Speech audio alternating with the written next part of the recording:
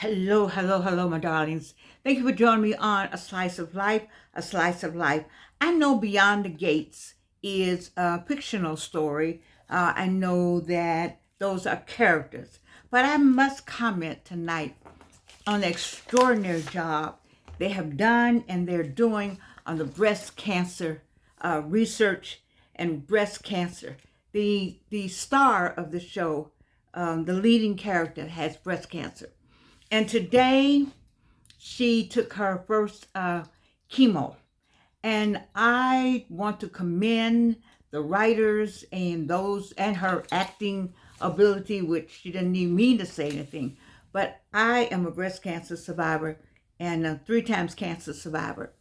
And I watched it intently today, knowing that it's a television show, knowing their acting, but just the way I just could feel everything that was going on. And I was watching the port, and I thought about, I don't know if I missed a segment where you had to go and have a port put in, which when they said you could have a port, I was getting the port before I realized that was a surgery, that was a piece of surgery that needed to happen first. They put the port in. Then you come back, and then you have to be very careful with the port because I know a person that passed away because the port became contagious. You have to keep it clean at all times, and because of that, it was I was almost traumatized just from getting the port because that's it's open. Your body is open. Your body is open. There's no closure there, and so you have to keep all of this exceptionally clean at all times. You're moving around in the public, and then so you saw the character today in the getting her chemo, and then she was resting, and then I don't know. I just started crying because I could feel it. And I said, oh my goodness, now I'm talking to myself. I said, she's going to be nauseated when she gets up. How are they going to do this how are they going to write this in the script? Are they going to take us through it? And I hope they do, because people don't know. You can hear me talk about it. And those of you who have been through it with me, there's a number of breast cancer survivors on the other side of the screen. And then those of you who are going through it now. It is something. And then to find out that you are a carrier. One of the daughters is a carrier, and it means that her children also will have the gene. I just applaud Beyond the Gates for what they're doing. I applaud them for putting the story out there and making it as raw as they have made it. And the character herself, she has the look. I tell you, the cancer look. The cancer look people know the cancer look people. It's a look in your eyes that says I'm alive, but I'm way down. And it comes, the eyes are the windows of the world. And when you look at a cancer patient, we can be excited, we can be well dressed, we can be happy, all of that. They had the second line event, but in the end, they showed her. She played that role because there is a look that only we know and only comes with when you weigh down, when the pain, when the not knowing, when the fear, when the overwhelmingness of it all, it settles in your eyes. And so I applaud you, Beyond the Gates, for the storyline, and so that people will understand the impact of breast cancer and how we should come together as a family. I know that if I not had my family, I don't know where I would be. And my family included a number of people. And that's what I'm hoping, that's what they're showing on Beyond the Gates. Family is family and extended family, because you need all of that. Those of you who may have just found out you have breast cancer, I don't understand when you close people out and say, I don't want anybody to know. Yes, you do. Yes, you do. You want your extended family and your family to know, because you need the prayers of the righteousness. You need us to come and love and hug on you. You need us to, you say, well, I don't want all those people around me. They don't have to be around you, but they can send prayers your way, send hugs your way. You're gonna need to know that there's strength waiting for you. You're gonna need to know that when you get up in the morning, that people getting up in the morning with you and praying for you. I was on Anita K. Johnson has a prayer line. They've had it for like 20 something years, and her family. I know I was on that prayer line.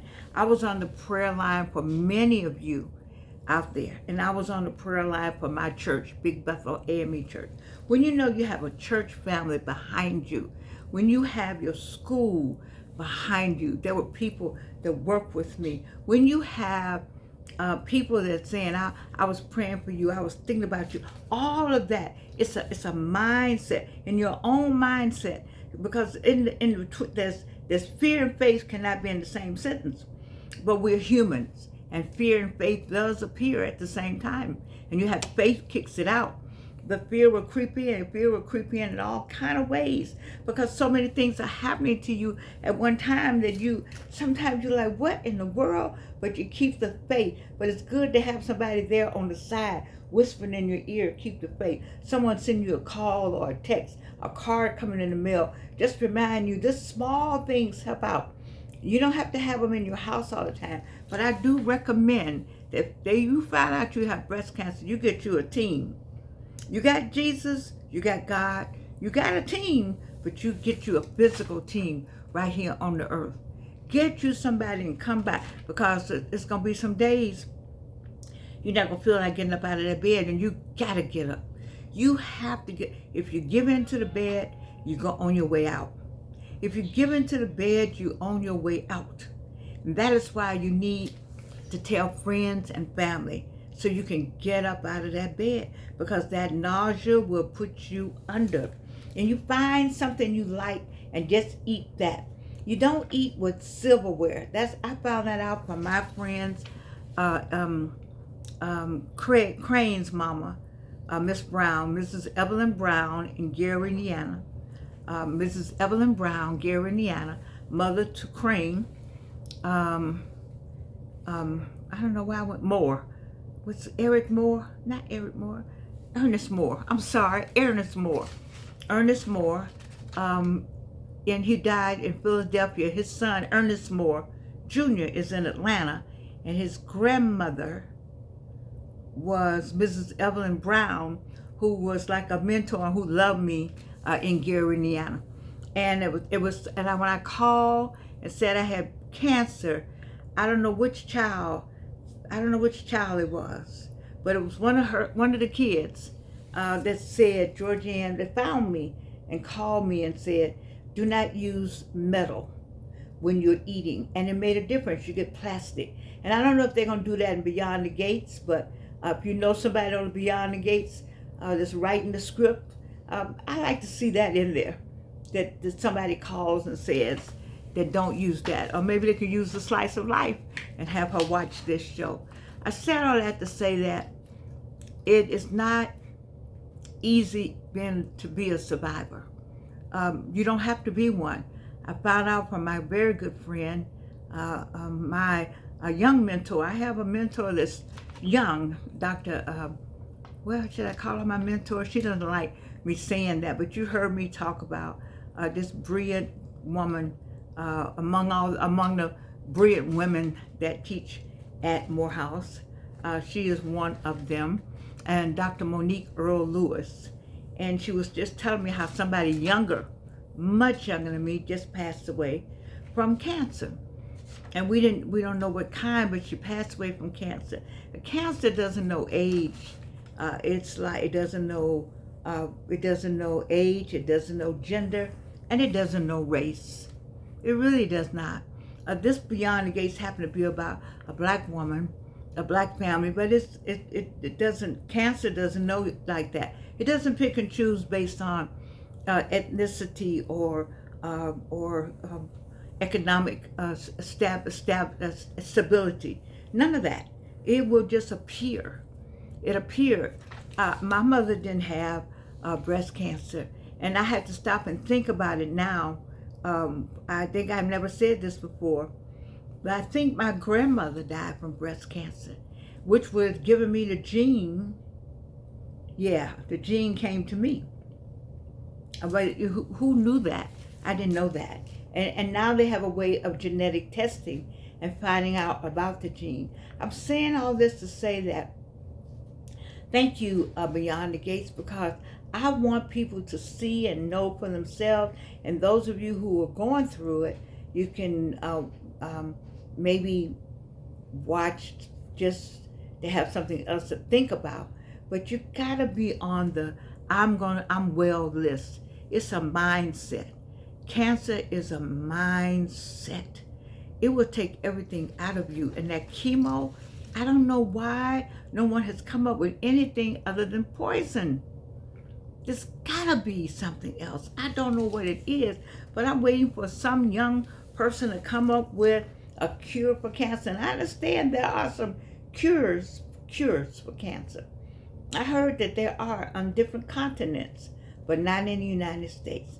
And it's sad to say that others have said that we in the United States, we don't want a cure because of the financial gains of the health institutions for dealing with cancer. There's so much money. Cancer equals dollar signs, and pharmaceutical companies are able to become richer and richer, and institutions that receive research grants become richer and richer. And I would hate to think that about us as a people. But I do know, and I have heard, that there are some cures for cancer. Now, do I take anything? No, but I take natural products. That's what I use, natural products. And right now, my last report, I got something in my chart today. I wanted to start crying when I saw it.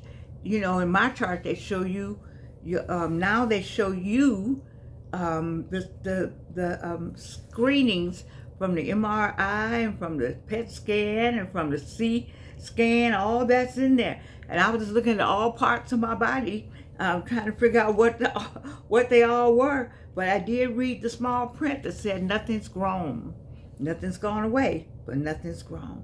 And for me, that's like music to my ears. I read it again because I thought I had made that announcement. I didn't realize there was 2 parts.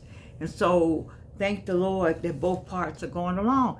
And so as we look at Beyond the Gates, and as we look at Beyond Our Gates, and as we know people who are going through cancer, and if you're going through cancer, let me say it again for the people in the back. Get you a team. That's the team that's led by Jesus Christ, God Almighty. Get your family on board with you. And get your family on board. Then get your friends, your close friends. Because my close friends came by my house all the time. They were always at the house bringing something. What is it that you can eat? Because you got to find that one thing you can eat that doesn't make you sick. It's like being pregnant. You find that one thing that you like when you're pregnant. I had my Alvin's father up in the middle of the night going to get me that one thing because I had to have it. Find that one thing that makes a difference, and then just eat on that. Don't worry about eating on anything else. Just eat on that.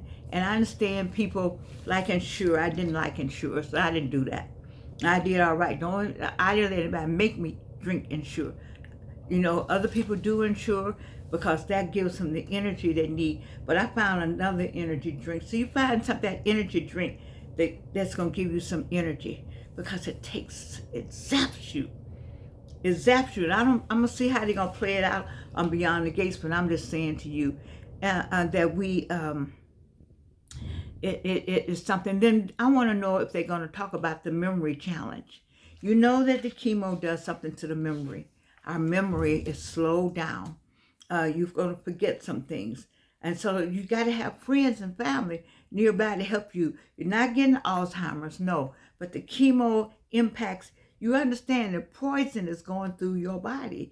When we say we are survivors, poison is going through the heart. The heart that's pumping, it pumps the blood with the poison in it.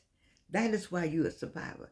It pumps the blood with the poison in it. That is why you're a survivor. And that same blood is going from the tip of your toe through your brain. And the brain is like, what? And the poison says, I'm going to slow you down. I'm going to slow you down. Yes, I'm going to slow you down. And you're thinking like, why I can't remember? Don't get afraid. Don't be upset. You're going to be all right. It's because the poison stays a while. But know that, no, this is not Alzheimer's. This is one of the byproducts of having that poison in your body, that chemotherapy. But I tell you what it does do. Keep in mind, it will kill the cancer. Don't keep in mind, it will do that. It will kill that cancer. It will kill the cancer. Different chemotherapy is for different parts. You know, my second one, I did it by pill, and my third one, I had infusion. So I've had all the good and the bad. It will kill the cancer. Now you say it's gonna come back. You don't know if it's gonna come back or not. Get that out of your head. You don't know what's gonna come back. So I've had cancer 3 times, but I didn't have the same. One breast cancer and then 2 colon cancers. Why did I have the 2 colon cancers? Because the 1 colon cancer was so bad. It was so overwhelming. It was so big. They had to take so much that somebody didn't look over there and see another little piece was on the other side. And it was just sitting there like, y'all think y'all got it all? I'm gonna hide underneath here. And soon, as she gets through with those pills, all that lightweight, I'm gonna pop back up. And I'm gonna take the rest of what I want. And that's what happened was, as they say. You see? And so I'm saying to you, pray, and stay vigilant, and stay on the course. Listen to your doctor, and watch Beyond the Gates, and let's see how they do that. See if they bring those plastic spoons, because I'm going to tell you, you're going to feel better. There's something about the metal. It doesn't work, because you realize this is poison. Poison. Not poison. No, poison. But it's powerful. And you just got to work through it and have the love of family. And I love the way Beyond the Gates is showing the love of family, community, the church. I haven't seen the church in there yet. That's all right. You know, but you got the God in there, because it doesn't physically church. Don't mean that. But, you know, they are praying. And you have to pray your way through it, baby, because it's nothing like it. We are survivors. We are survivors, baby.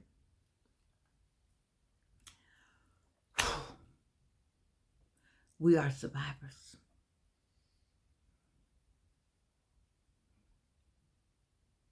I love you, and you can't do anything about it.